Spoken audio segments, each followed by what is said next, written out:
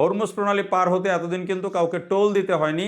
Iran এখন কিন্তু সেখানে টোল প্লাজা বসাচ্ছে। তা সেনা সংকটে ভেঙে পড়ার ঝুঁকিতে ইসরায়েলি বাহিনী ভেতর থেকে যে এক ধরনের যেই ইসরায়েলের যে এই ভেঙে পড়া কিন্তু যুদ্ধে তাদের পরাজয়ের একটা বড় লক্ষণ। হুতি বিদ্রোহীদের নিয়ন্ত্রণে আবার যদি লোহিত সাগর অঞ্চল চলে যায় তাহলে কিন্তু দুই দিক থেকেই কিন্তু তেল প্রবাহ বন্ধ হবে। তিনি এই যুদ্ধ টেনে নিতে চান, সেটাও তার জন্য এক বড় ঝুঁকি। কারণ আসসালামু আলাইকুম প্রিয় বন্ধুরা, দেশীয় প্রবাসে যে যেখান থেকে দেখছেন সবাইকে শুভেচ্ছা জানাচ্ছি। আমি সাইদুল ইসলাম।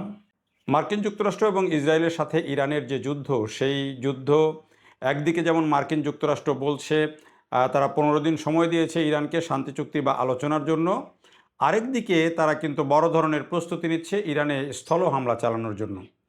এই যে স্থল হামলা চালানোর জন্য তারা যে প্রস্তুতি নিচ্ছে সেটি নানান দিক থেকে এগুলো উঠে আসছে। এরই মধ্যে তারা মধ্যপ্রাচ্যে বিভিন্ন দেশ থেকে মার্কিন যুক্তরাষ্ট্রের যেই কমান্ডো বাহিনী বলেন, প্যারাশুট বাহিনী বলেন, এদের যে বিভিন্ন বিশেষায়িত প্রশিক্ষিত যে বাহিনী, সেই বাহিনীর সদস্যদেরকে একে একে মধ্যপ্রাচ্যে জড়ো করা হচ্ছে। প্রায় 10,000 অতিরিক্ত সৈন্য মোতায়েন করা হচ্ছে, যেটিকে সাম্প্রতিক সময়ের মধ্যে সবচেয়ে বেশি সৈন্য মোতায়েনের কথা বলা হচ্ছে। আবার অন্যদিকে তারা বলছে ইরানকে সময় দিয়েছে 15 দিন আলোচনার জন্য বা শান্তি চুক্তির জন্য বা হরমুজ প্রণালী খুলে দেওয়ার জন্য। এই ধরনের নানা রকমের আলোচনার কথা একদিকে বলা হচ্ছে, আরেকদিকে মার্কিন যুক্তরাষ্ট্র স্থল হামলা চালানোর জন্য প্রস্তুতি নিচ্ছে এবং সেইভাবে নকশা ডিজাইনও তারা করতে শুরু করেছে। এবং তাদের সবচেয়ে দুর্ধর্ষ যে প্যারাশুট বাহিনী, যারা যে কোনো দেশে গিয়ে প্যারাশুটে নেমে সেখানে নিয়ন্ত্রণ নিয়ে নিতে পারে যে কোনো জায়গার যে কোনো প্রতিষ্ঠানের, সেই বাহিনীকেও তারা মধ্যপ্রাচ্যের দিকে নিয়ে আসছে, এমন তথ্য গণমাধ্যমে আসছে। তাহলে এই যে ডোনাল্ড ট্রাম্পের যে আলোচনার প্রস্তাব, সেই প্রস্তাব কি আসলে এক ধরনের প্রহসন কিনা, সেই প্রশ্নটি ইরানিরাও তুলেছেন, অন্যরাও তুলেছেন। এরই মধ্যে এই প্রক্রিয়ার মধ্যেই আবার মধ্যপ্রাচ্যের দেশগুলো ইউক্রেনের সাথে তাদের যে প্রতিরক্ষা ব্যবস্থা, তাদের যেই এয়ার ডিফেন্স সিস্টেম, সেই এয়ার ডিফেন্স সিস্টেম গ্রহণ করার জন্য যেই চুক্তি করেছে, তাদের যে ড্রোন সিস্টেম আছে, সেই ড্রোন কেনার জন্য তারা ইউক্রেনের সাথে চুক্তি করেছে। বিশেষ করে সৌদি আরব সহ 3টি দেশ তারা এই চুক্তি ইউক্রেনের সাথে করেছে, যেটিকে অনেকেই এটি নিয়ে সমালোচনা করছেন। অনেকেই বলছেন যে যেখানে রাশিয়ার কাছে ইউক্রেন মার খাচ্ছে প্রতিনিয়ত এবং দীর্ঘ সময় ধরে যুদ্ধ চলছে, সেখানে সেই ইউক্রেনের প্রযুক্তি মধ্যপ্রাচ্যে নিয়ে এসে মধ্যপ্রাচ্য কতটুকু এই ইরানের কাছ থেকে বা ইরানকে টেকেল দেওয়ার জন্য তারা যেই এয়ার ডিফেন্স সিস্টেম নিচ্ছে বা যে ড্রোন নিচ্ছে, সেটি তারা কতটুকু সামাল দিতে পারবে, সেই প্রশ্নটা তারা তুলেছেন। তারপরেও কিন্তু মধ্যপ্রাচ্যের এই দেশগুলো তারা কিন্তু ইউক্রেনের সাথে এই চুক্তিটি করেছে। 3টি দেশ করেছে, আরও হয়তো কেউ করবে কিনা জানি না, সেই প্রক্রিয়া আছে কিনা। কিন্তু যেখানে প্রশ্ন হচ্ছে যে ইরানের ভয়ে যদি তারা এই সিস্টেম যদি কিনে থাকে, এয়ার ডিফেন্স সিস্টেম বা তাদের প্রতিরক্ষার ব্যবস্থা যদি কিনে থাকে, তাহলে ইরান তো খোদ ইসরায়েল এবং আমেরিকাকে নাস্তানাবুদ করে দিচ্ছে।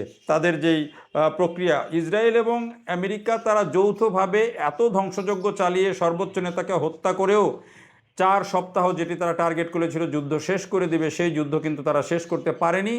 এখন বরং ডোনাল্ড ট্রাম্প এমন একটা অবস্থার মধ্যে পড়ে গেছেন যে তিনি এই যুদ্ধ ছেড়েও যেতে পারছেন না, আবার এই যুদ্ধে তিনি জয়লাভ করার মতো অবস্থানেও যেতে পারছেন না। নানান রকমের হুমকি ধামকি দিচ্ছেন, আবার একই সাথে আলোচনার প্রস্তাবও দিচ্ছেন, কিন্তু সেটি যে খুব বেশি কাজে আসছে না সেটি খুব পরিষ্কার। দেখেন, তারা হরমুজ প্রণালীকে ক্লিয়ার করার জন্য বা হরমুজ প্রণালী দিয়ে জাহাজ প্রবাহিত করার জন্য স্বাভাবিকভাবে ইরানের উপর তারা সব ধরনের চাপ প্রয়োগ করেছে। এমনকি তারা এখন যে খার্ক দ্বীপ, সেই খার্ক দ্বীপে তারা স্থলবাহিনীর মাধ্যমে হামলা চালাবে, এমন প্রস্তুতিও নেওয়া হয়েছে। প্যারাশুটার দিয়ে তারা সেখানে হামলা চালাবে, সেই প্রস্তুতিও তারা নিচ্ছে। কিন্তু ইরান কিন্তু এতটুকু দমেনি, বরং হরমুজ প্রণালীতে এখন টোল প্লাজা বসানো হচ্ছে। এটি কিন্তু সবচেয়ে অবাক বিষয়।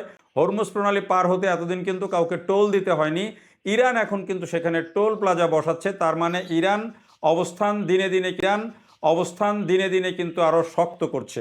ইরান জানে যে তাদের উপরে হয়তো আরও বড় ধরনের আঘাত আসতে পারে, আরও বড় হামলা হতে পারে। মধ্যপ্রাচ্যের দেশগুলো তাদের কাছ থেকে দূরে সরে যাচ্ছে, মধ্যপ্রাচ্যের মুসলিম দেশগুলোর সাথে তাদের অনেক বড় দূরত্ব তৈরি হচ্ছে, এমনকি তারা নানা ধরনের হুমকিও দিচ্ছে। কিন্তু তারা সেখানে না দমে গিয়ে ইরানের প্রেসিডেন্ট মাসুদ পেজেশকিয়ান তিনি আরও বলছেন যে আমাদের যে সমস্ত বন্ধু দেশ থেকে, আমার যে সমস্ত ভাতৃপ্রতিম দেশ থেকে আমেরিকা হামলা চালাবে, ইসরায়েল হামলা চালাবে, তাদের জায়গা ব্যবহার করে, তাদের ঘাঁটি ব্যবহার করে যেখান থেকে হামলা চালাবে, ওই সব দেশে আরও ভয়াবহ হামলা চালানো হবে, এই হুঁশিয়ারি কিন্তু আবার পেজিশকিয়ান দিচ্ছেন। এই হলো অবস্থা। এখন এই অবস্থার মধ্যেই আসলে এখানে কতটুকু আলোচনা হবে, কতটুকু শান্তি আসবে সেটি সময়ই বলে দেবে।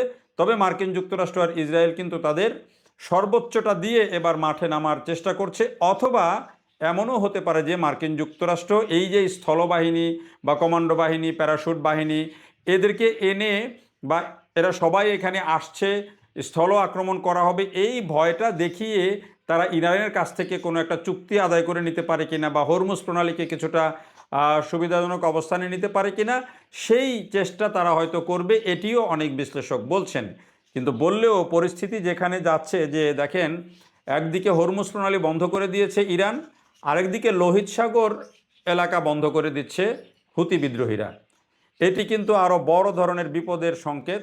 যেই লোহিত সাগর দিয়ে এই হরমুজ বন্ধ হলেও লোহিত সাগরের অঞ্চল দিয়ে একটি পাইপলাইন আছে, সেই পাইপলাইনে কিন্তু সৌদি আরব বিপুল পরিমাণ তেল এখন কিন্তু দিচ্ছে। কিন্তু এখন যদি এই হুতি বিদ্রোহীদের নিয়ন্ত্রণে আবার যদি লোহিত সাগর অঞ্চল চলে যায়, তাহলে কিন্তু দুই দিক থেকেই কিন্তু তেল প্রবাহ বন্ধ হবে। গোটা বিশ্বের বাণিজ্য কিন্তু আরও বড় ধরনের হুমকির মুখে পড়ে যাবে, যেই চাপে অলরেডি ডোনাল্ড ট্রাম্প পড়েছেন, এবং ইসরায়েলও কিন্তু এটি নিয়ে শঙ্কায় আছে। ইসরায়েল শুধু এই লোহিত সাগর বন্ধ হবে সেটি নিয়ে শঙ্কায় নেই। আজকে প্রথম আলো, মানে আজকে কিন্তু আমরা একটা রিপোর্ট ইসরায়েলি একটি পত্রিকার বরাত দিয়ে প্রথম আলো প্রকাশ করেছে, যেটিকে বলা হচ্ছে যে সেনা সংকটে ভেঙে পড়ার ঝুঁকিতে ইসরায়েলি বাহিনী। এটি কে বলেছেন? বরাবর ইসরায়েলের সেনাপ্রধান বলেছেন যে ইসরায়েলি বাহিনী নানা সংকটে ভেঙে পড়তে পারে। কি বলা হয়েছে ওই রিপোর্টের ভিতরে? ইসরায়েলি সেনাপ্রধান ইয়াল জামির সতর্ক করে বলেছেন, ইরান ও হেজবুল্লার বিরুদ্ধে এবং একাধিক ফ্রন্টে চলমান যুদ্ধের প্রচণ্ড চাপে সেনাবাহিনী ভেতর থেকে ভেঙে পড়ার বা পতনের ঝুঁকিতে রয়েছে। এটি কিন্তু বলছে ইসরায়েলের খোদ সেনাপ্রধান। সম্প্রতি নিরাপত্তা মন্ত্রিসভার এক বৈঠকে জামির বলেন, ইসরায়েলি সামরিক বাহিনী গভীর অভ্যন্তরীণ সংকটের মুখোমুখি হচ্ছে, যার অন্যতম প্রধান কারণ হচ্ছে সৈন্যদের তীব্র সংকট, অর্থাৎ তাদের সৈন্য সংখ্যা কমে যাচ্ছে, এটি তারা বলছে। ইসরায়েলি সংবাদ মাধ্যম ইয়েদিওথ আহারোনাথ এর এক প্রতিবেদনে সেনাপ্রধান জামির সতর্ক করে বলেছেন, রিজার্ভ বা অতিরিক্ত বাহিনী আর বেশি দিন এই চাপ সহ্য করতে পারবে না। আরও ভয়ঙ্কর খবর আছে, তিনি শেষে গিয়ে এই রিপোর্টের শেষে বলা হয়েছে যে ইসরায়েলের সেনাপ্রধান জোর দিয়ে বলেন, সংকট নিরসনে প্রয়োজনীয় গুরুত্বপূর্ণ আইনগুলো সরকার এখনও পাশ করেনি, যা বর্তমান বাহিনীর উপর চাপের বোঝা আরও বাড়িয়ে দিয়েছে। ইসরায়েলি সেনাপ্রধানের এই বক্তব্যের পর আসলে অনেকগুলো বিষয় সামনে চলে এসেছে, যে ইসরায়েল কিন্তু এই যুদ্ধ শুরুর পর থেকে কোনো তথ্য বাইরে আসতে দিচ্ছে না, কোনো সংবাদ প্রকাশ করতে দিচ্ছে না। সেই কারণে কিন্তু আসলে ইসরায়েলের ভেতরে কি ক্ষতি হয়েছে, কি ক্ষতি হচ্ছে, সেটি কিন্তু সাধারণের জানার উপায় খুব বেশি নাই। কিন্তু এই যে ইসরায়েলের সেনাপ্রধান এখন যেই বক্তব্য দিচ্ছেন এবং যে গণমাধ্যমে খবর যেগুলো এসেছে, এই ঘটনা কিন্তু একটা জিনিস পরিষ্কারভাবে বুঝিয়ে দেয় যে ইসরায়েল ভেতরে ভেতরে কতটা ভেঙে পড়েছে, ইসরায়েলের ভেতরের অবস্থা কি, তাদের মানসিক অবস্থা কি, ইসরায়েলি সেনাদের অবস্থা কি। কারণ তারা কিন্তু অনেকগুলো ফ্রন্টে যুদ্ধ করছে এবং প্রত্যেকটা ফ্রন্টেই কিন্তু তারা প্রতিরোধের মুখে পড়ছে। কোনোখানেই কিন্তু খুব বেশি সহজ নয় বিষয়টা তাদের জন্য। ফলে এই যে তাদের যেই ভেতর থেকে যে এক ধরনের যেই ইসরায়েলের যে এই ভেঙে পড়া কিন্তু যুদ্ধে তাদের পরাজয়ের একটা বড় লক্ষণ। কারণ যুদ্ধে বলা হয় যে যখন মানসিকভাবে যোদ্ধারা ভেঙে পড়েন, তখন সেই যুদ্ধ অটোমেটিকভাবেই ওই বাহিনী পরাজিত হয়। তার মানে হচ্ছে যে ইসরায়েলি বাহিনী কিন্তু এখন পরাজয়ের মুখোমুখি, যেটি বলা যায় যদি এই সেনাপ্রধানের এই অবস্থান যদি সত্য হয়, তাহলে কিন্তু তারা এখন পরাজয়ের মুখোমুখি। ইরান কিন্তু যতই আঘাত আসছে তারা কিন্তু তত বেশি শক্তিশালী এবং ইউনাইটেড হচ্ছে, তারা তত বেশি আরও বেশি প্রতিরোধ নিয়ে কিন্তু তারা এগিয়ে যাওয়ার প্রত্যয় ব্যক্ত করেছে। সেটি কিন্তু তারা নানানভাবে করছে, পররাষ্ট্রমন্ত্রী করছেন, প্রেসিডেন্ট করছেন, যারা যুদ্ধে আছেন তারাও করছেন। ফলে এই যুদ্ধ ট্রাম্প যে উভয়মুখী সংকটে পড়েছেন, সেই সংকটে তিনি যদি এখন এই যুদ্ধ যদি ছেড়ে যেতে চান, কোনো মতে একটা জোড়াতালি দিয়ে চুক্তি করে ছেড়ে যেতে চান, সেটাও তার যেমন বড় পরাজয়। আবার যদি তিনি এই যুদ্ধ টেনে নিতে চান, সেটাও তার জন্য এক বড় ঝুঁকি। কারণ তার জনপ্রিয়তা যেভাবে দিনে দিনে কমছে, এই যুদ্ধ তাকে কোথায় গিয়ে নামায় সেটি কিন্তু একটা দেখার বিষয়। সেই সংকটেও কিন্তু ডোনাল্ড ট্রাম্প রয়েছেন। দেখার জন্য সবাইকে অনেক ধন্যবাদ।